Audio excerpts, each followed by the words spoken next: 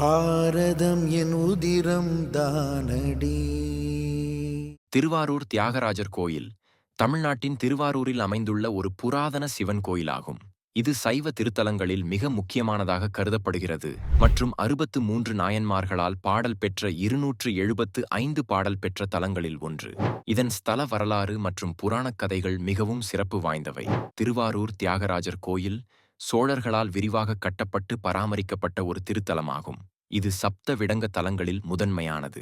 விடங்கம் என்பது சிவனின் தியாகராஜர் வடிவத்தை குறிக்கிறது. இது சோமாஸ்கந்தர், சிவன், உமை, முருகன் வடிவில் வணங்கப்படுகிறது. இங்கு சிவன் தியாகராஜர் என்ற பெயரிலும் அம்பாள் வீணாதார பரமேஸ்வரி என்ற பெயரிலும் அருள் பாலிக்கின்றனர். இத்தலத்தின் தீர்த்தம் கமலாலயம் என்று அழைக்கப்படுகிறது. இது தென்னிந்தியாவின் மிகப்பெரிய கோயில் தெப்ப குளங்களில் ஒன்று. இத்தலம் முக்தி தரும் தலம் என்று புராணங்களில் குறிப்பிடப்படுகிறது. திருவாரூரில் பிறந்தால் முக்தி கிடைக்கும் என்று ஒரு பழமொழி உள்ளது. இதனால் இங்கு யமனுக்கு வேலை இல்லை என்று ஐதீகம் கூறுகிறது. யமன் சண்டிகேஸ்வரரான கதை. புராணத்தின்படி திருவாரூரில் பிறப்பவர்களுக்கு முக்தி கிடைப்பதால் யமனால் இங்கு ஆத்மாக்களை எடுக்க முடியவில்லை. இதனால் யமன் சிவனிடம் சென்று எனது பணி இங்கு தடைபடுகிறது என்று முறையிட்டார். சிவன் அவரை ஆற்றி நீ சண்டிகேஸ்வரராக என்னுடன் இருந்து பக்தர்களை காப்பாற்று என்று ஆணையிட்டார். இதனால் திருவாரூர் கோயிலில் சண்டிகேஸ்வரர் சன்னதி முக்கியத்துவம் பெறுகிறது. ஒரு சமயம் மகாவிஷ்ணு திருவாரூர் தியாகராஜரை வணங்க வந்தார். அப்போது தியாகராஜரின் அழகிய நடனத்தை ஆஜப நடனம் கண்டு மயங்கி அவரை தன் தோளில் சுமந்து ஆடினார் என்று புராணம் கூறுகிறது. இதனால் இங்கு விஷ்ணு கமலநாதன் என்ற பெயரில் சன்னதி கொண்டுள்ளார். மண்ணுண்ணி என்ற முனிவர் திருவாரூரில் தவம் செய்து சிவனை வேண்டினார். சிவன் அவருக்கு தரிசனம் கொடுத்து இங்கு பிறந்தால் முக்தி உண்டு என்று அருளினார். இதனால் இத்தலம் முக்தி தலமாக புகழ் பெற்றது.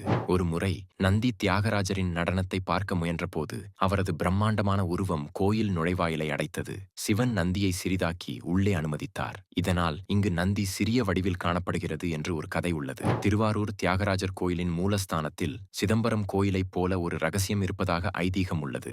சிதம்பரத்தில் ஆகாச லிங்கம் என்று ஒரு மறைப்பொருள் வணங்கப்படுவது போல இங்கு தியாகராஜரின் ஆஜப நடனம் ஒரு ஆழமான தத்துவத்தை உள்ளடக்கியுள்ளதாக கருதப்படுகிறது. நித்திய பிரதோஷம். பொதுவாக சிவாலயங்களில் 15 நாட்களுக்கு ஒரு முறை பிரதோஷம் கொண்டாடப்படும். ஆனால் திருவாரூரில் தினமும் மாலை 4:30 முதல் 6 மணி வரை நித்திய பிரதோஷ பூஜை நடைபெறுகிறது. கமலாலய தீர்த்தம். இது 25 ஏக்கர் பரப்பளவு கொண்ட மிகப்பெரிய கோயில் குளமாகும். இதில் நீராடினால் பாவங்கள் தீரும் என்று நம்பப்படுகிறது. ஆஜப நடனம். தியாகராஜரின் தனித்துவமான நடன வடிவம் இங்கு மட்டுமே காணப்படுகிறது.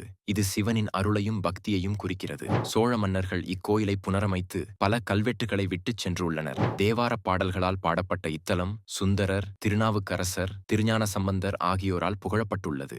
இசை மேதைகளான தியாகராஜர், முத்துசாமி தீட்சிதர், சியாமா சாஸ்திரிகள் ஆகியோர் இத்தலத்தை வணங்கி பாடல்கள் இயற்றியுள்ளனர். இவ்வாறு திருவாரூர் தியாகராஜர் கோயில் தனது புராணக் கதைகள், ஆன்மீக முக்கியத்துவம் மற்றும் கலைச் செழுமையால் தமிழகத்தின் பெருமைமிகு தலங்களில் ஒன்றாக விளங்குகிறது. மேலும் இது போன்ற வீடியோக்களை காண தேசியவாத நியூஸ் யூடியூப் சேனலை சப்ஸ்கிரைப் செய்யுங்கள்.